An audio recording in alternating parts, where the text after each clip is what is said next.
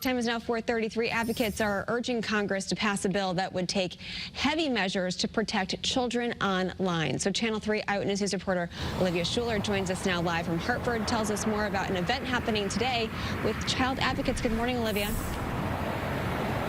Good morning, Caitlin. Well, Senator Richard Blumenthal and child advocates will be meeting here at the Village of Families and Children at noon today. Now, the goal is to get Congress to pass a bill that would require social media companies to give more tools to parents and kids to restrict what they call destructive impacts of social media.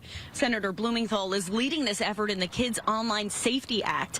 Advocates say big tech companies fail to protect kids, putting profit over safety. Now, during the State of the Union, protecting children online was one of the topics under the spotlight. President Biden asked Congress to pass bipartisan legislation to protect kids' privacy and safety online.